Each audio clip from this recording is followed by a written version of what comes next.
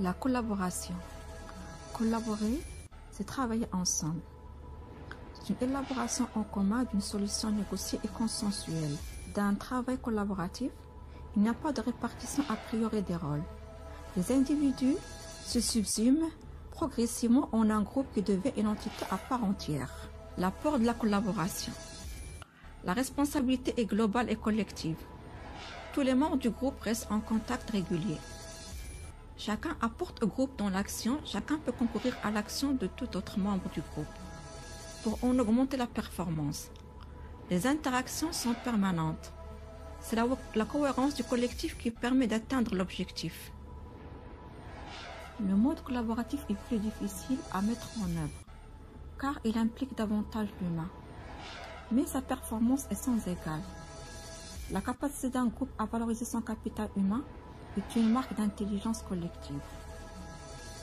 Les caractéristiques spécifiques à la collaboration sont succinctement les suivantes. Objectifs partagés par la communauté, puis interaction sociale importante, engagement des participants et la co-construction de significations partagées.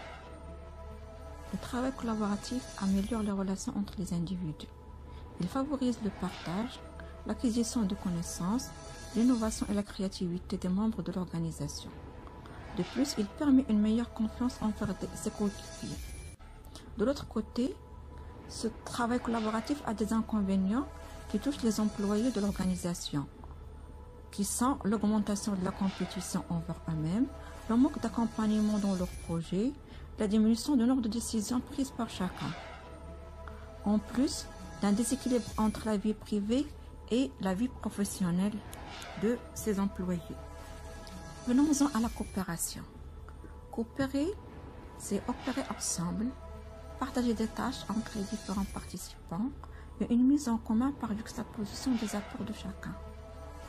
On parle de travail coopératif quand deux ou plusieurs personnes travaillent conjointement dans un même objectif, chacun ayant à sa charge une partie bien définie du travail à réaliser. Le mode coopératif. Pour certains chercheurs, ce mode résulte d'une division négociée, rationalisée a priori d'une tâche en action qui seront attribuées entre des individus qui vont agir de façon autonome. Les interactions se limitent à l'organisation, la coordination et le suivi de l'avancement. La responsabilité de chacun est limitée à garantir la réalisation des actions qui lui incombent. C'est la concaténation progressive et coordonnée du fruit de l'action de chacun qui permet d'atteindre l'objectif.